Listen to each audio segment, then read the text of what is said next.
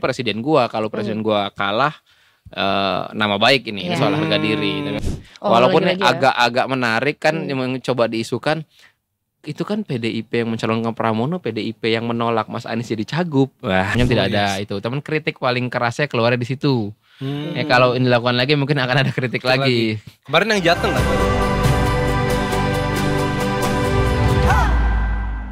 Kita sudah kedatangan Pak Thorik selaku Redaktur Pelaksana Detik News. Selamat sore Pak Thorik. Pak Thorik ini sibuk sekali menjelang pilkada udah pasti jelas ya. Dar debat susah banget menemukan saya. Iya bener-bener karena memang di balkon. Iya di balkon. Nyarinya di meja ya. Mau gimana? Dan topik editorial review kita hari ini adalah nama Anies dan Ahok panaskan lagi suhu politik Jakarta. Wow, apakah ini sebetulnya adalah momentum mengendorse dari ex-gup ya? Dua-duanya ex-gup. Iya, dua-duanya ex-gup kan. Dan dua-duanya menyatakan dukungan kepada Pramrano. Ya kan. Ya. Mungkin dari Pak Thorik sendiri bisa diceritakan Pak, apakah ini sebenarnya kejutan nggak sih Pak, tiba-tiba anak Abah dan Ahokers mendukung salah satu paslon gitu? Ya kalau Ahoknya harusnya nggak terlalu mengejutkan karena kan garis partai PDIP sama PDIP yang didukung calon dari PDIP dan cagup-cawagupnya dua-duanya PDIP. Sebenarnya itu sudah dari awal ya kita bisa itu. Kalau pada akhirnya pendukungnya Mas Anies atau anak Abah mendukung Mas Pramono, yaitu lumayan.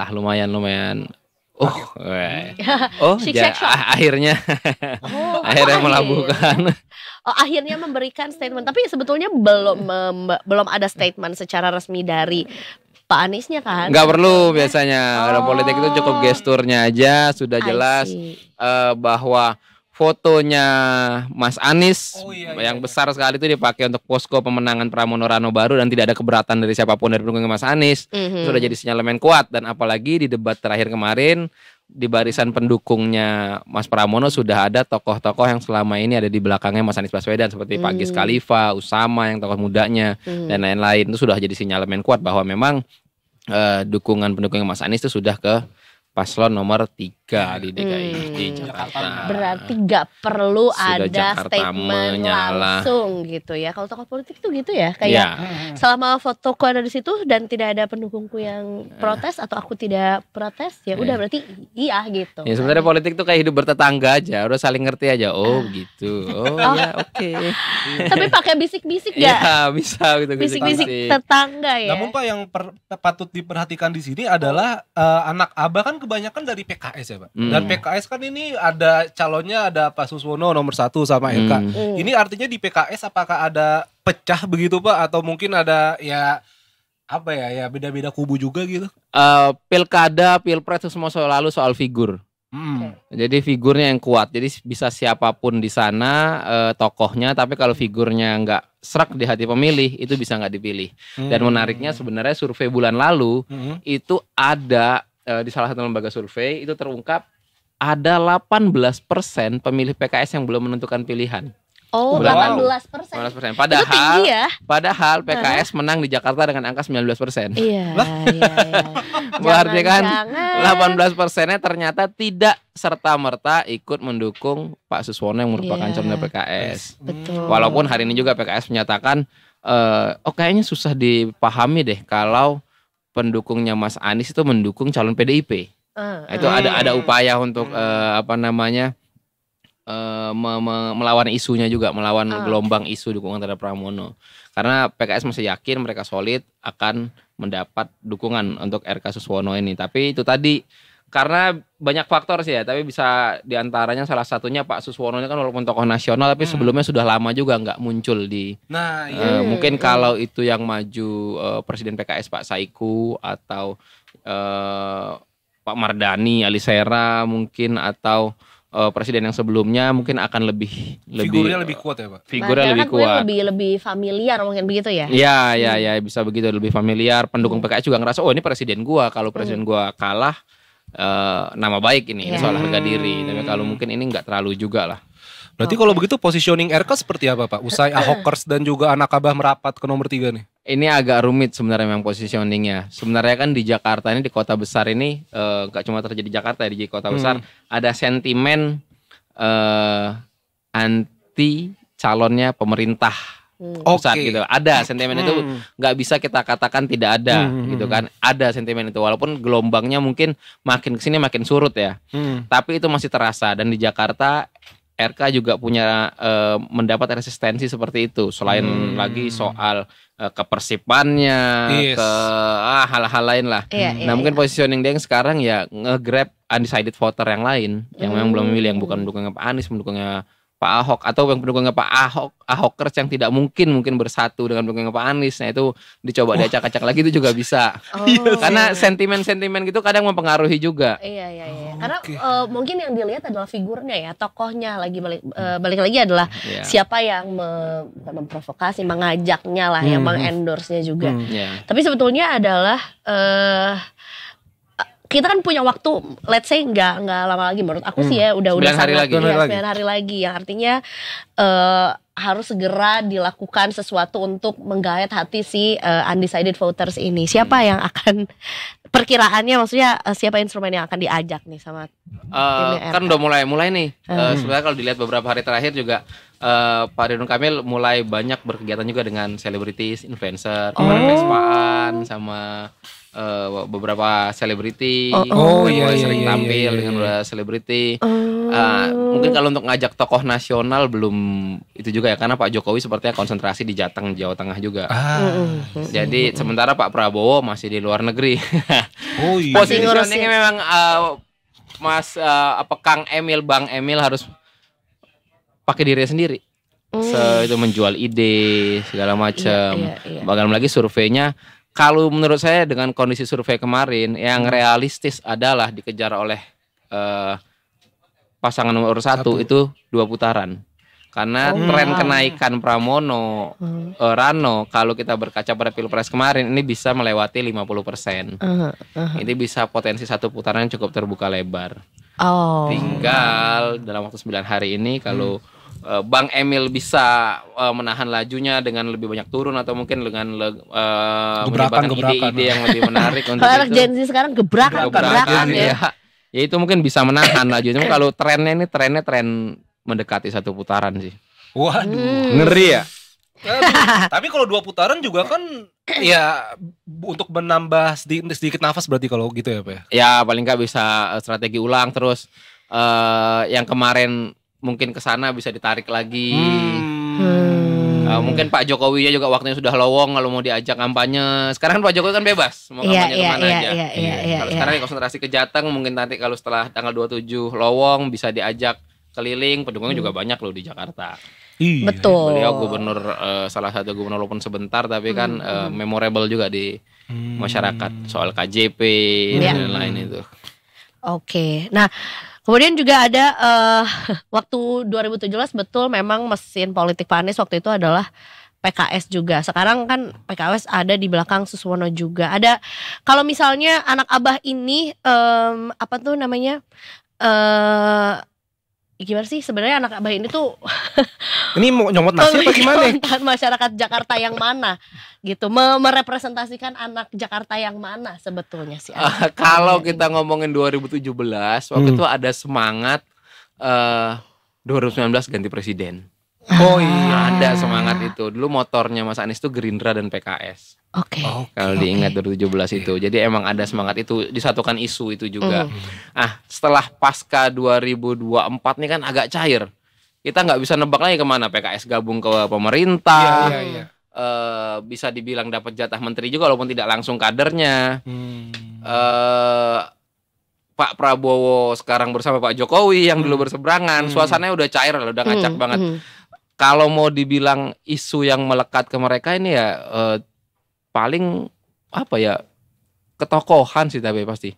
Walaupun agak-agak menarik kan yang coba diisukan itu kan PDIP yang mencalonkan Pramono, PDIP yang menolak Mas Anies jadi cagup. Nah, isunya juga begitu memang sekarang. Complicated ya. Complicated banget. Tapi ingat di politik itu yang abadi itu kepentingan. Selama paling nggak diakomodir kepentingan-kepentingannya. Mas Pramono juga bilang kan bahwa akan melanjutkan programnya Mas Anies, akan melanjutkan programnya Pak Ahok dan lain-lain. Ya, mungkin mereka melihat ada kesamaan visi di situ ya oke. Cukup walaupun kemarin kita masih ada dongkol-dongkolnya tapi ya oke lah masuk akal. Makanya kalau atau masyarakat Indonesia cepat lupa kali. Itu pasti. Saya sangat cepat lupa. Artis yang kemarin ketahuan video bokepnya bocor beberapa minggu kemarin sudah bisa main sinetron lagi sudah itu. Jadi kita memang sangat pendek memorinya. Tapi yang perlu kalau diingat beberapa waktu lalu saya bilang pilihan kepada Mas Pramono pilihan cerdas karena di tingkat elit nggak ada yang masalah sama Mas Pramono. Karena beliau adalah penghubung PDIP, penghubung utama Bu Mega ke beberapa tokoh. Jadi hubungannya baik. Jadi kalau misalkan wah Pramono dapat dukungan tapi mau nyerangnya juga hubungan gue baik sama dia. Elit juga mungkin nggak mau turun untuk seperti itu. Padahal di awal-awal tuh RK paling tinggi tuh surveinya. Sekarang tiba-tiba Nah itu mungkin tidak dimanfaatkan dengan baik untuk mempertahankan posisi. Kadang kalau kita posisi ketinggian juga jadi agak terlena sama posisi gitu. Gampang lagi. Padahal anginnya makin kencang. Jauh katanya jauh bisa lah ternyata disusul. Ya ternyata juga gerilya di bawahnya kuat juga untuk naikin posisi. Kan lihat deklarasinya sejauh ini gelombangnya terasanya tidak tertahankan ya. Banget Pak, banget. Makanya. Tapi ngomong-ngomong paslon nomor 2 Darmakun gimana Pak? Oh itu potensi juga. Potensi. Yang katanya bilang ada pandemi lagi habis ini. Ya kalau sebelum tanggal 27 beneran ada pandemi menang ya. Yakin gua. Pokoknya kalau sebelum tanggal 25 aja ada pandemi tuh, ternyata dunia menyatakan pandemi. Berarti omongan dia bener. Udah pasti menang dia, yakin. Karena bisa memprediksikan gitu bener, ya, bisa melihat masa depan. Dia yang paham dunia gitu. Iya. Secara pandangan umum. Terus ya. Iya. Secara umum kalau sekarang ya segitu surveinya di angka 4. Tapi kalau di dalam 3 hari menjelang pencoblosan itu ada pandemi, wah selesai Pilkada DKI. Iya. Bener-bener. Kalau bisa langsung pilpres kita. Udah kayak kalau dulu kayak Leicester City jadi juara Liga Inggris gitu. Nggak bener-bener unpredictable begitu kan. Baiklah, karena memang nama itu tadi belum sempat kita mention juga gitu mengenai. Yang paling menarik pernyataan itu bahwa akan segera ada pandemi, ada panitianya. Ada panitianya. Yansai jadi panitia. Nah, itu tuh dia Pak. Iya. Udah pakai jaket, ya kan pakai masker, pakai helm pulang. Iya. Ama bikin dalgona. Makan kangkung. Tapi penampilan kemarin oke loh. Iya pas debat itu ya. Paling enggak intonasi kayak bicaranya meyakinkan.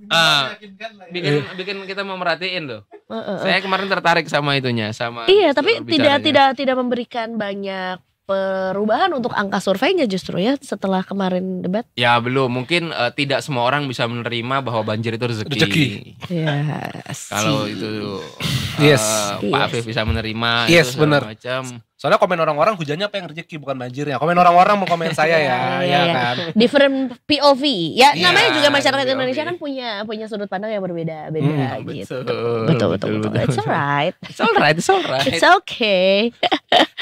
Baiklah, kalau ini berarti seberapa besar kebutuhan untuk adanya turun endorse dari Pak Prabowo untuk bisa memberikan. Kalau saya harus dipertimbangkan dengan baik ya, karena kalau kita perhatikan ya, semenjak Pak Prabowo jadi presiden, kritik paling keras untuk Pak Prabowo itu adalah saat dia keluar mengendorse calon pilkada. Walaupun itu pilihan, secara aturan sudah dikasih segala macam tidak ada itu. Teman kritik paling kerasnya keluarnya di situ. Kalau ini dilakukan lagi mungkin akan ada kritik lagi. Kemarin yang Jateng kan Pak dia? Iya, yang Jateng. Walaupun itu hak ya, walaupun itu hak, tidak ada aturan yang dilanggar.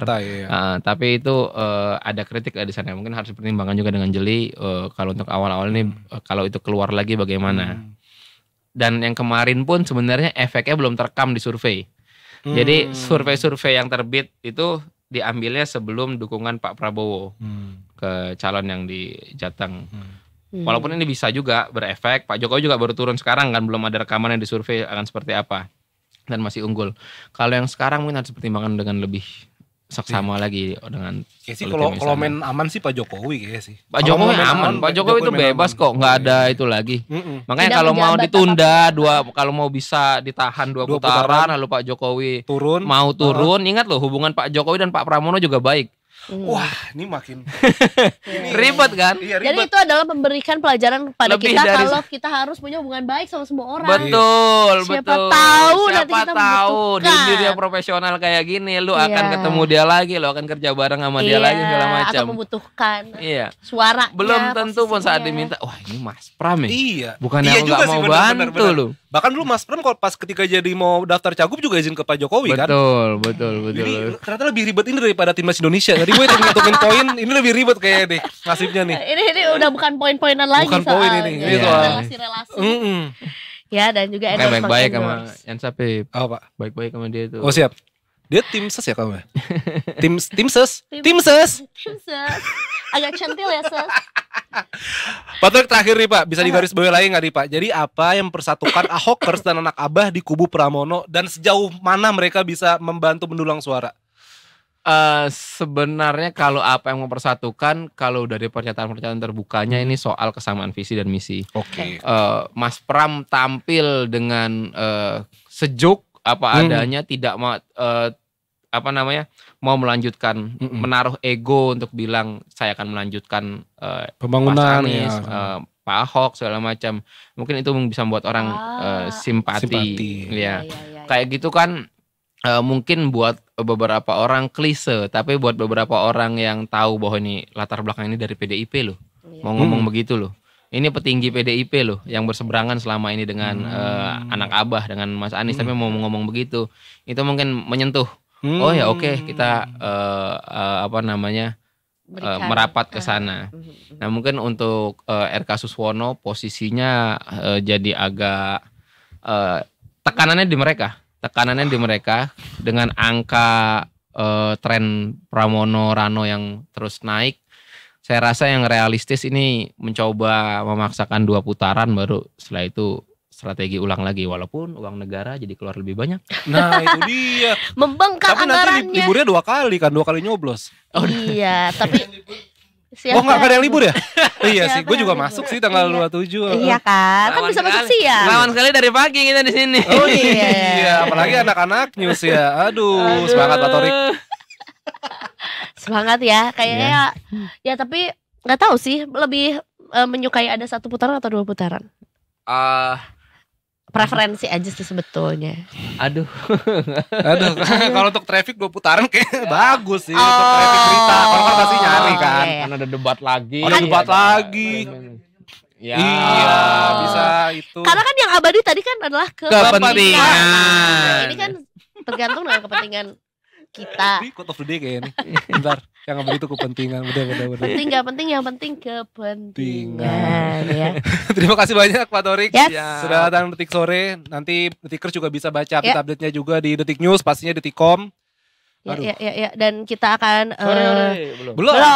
Kita akan kalau malam ini kita akan menyaksikan Jatim ya. Iya, ada debat terakhir Jatim hari ini dan kita nanti sama tim dari Detik Jatim juga untuk berbincang bagaimana kira-kira siapa Sri Kandi yang diunggulkan dan peta-peta politiknya. Girls power, ini seru nih ya. Seru itu. Iya, itu juga sementara seru. Mungkin di daerah-daerah lain mungkin hanya 1 pasangan aja iya, perempuannya. Semuanya perempuan. Tiga-tiganya gitu. Sri Kandi di Tanah Kiai. Kalau di Jateng perang bintang. Iya kan Mbak? Perang bintang. Betul. Star Wars. Ini siaran terus saya nih. Jangan Pak, capek Pak. Enggak ya, aduh. Ini berita sport belum aman loh Pak. Belum bikin prediksi timnas nih. Lagi sambil edit ya Kak ya. Iya. Oke, nanti kan kita break sejenak, habis ini kita balik lagi. Yes, Mas Torik terima kasih. Mas Torik terima kasih sekali lagi, jangan kemana-mana, tetap di Detik Sore. Ya cuma. Hore.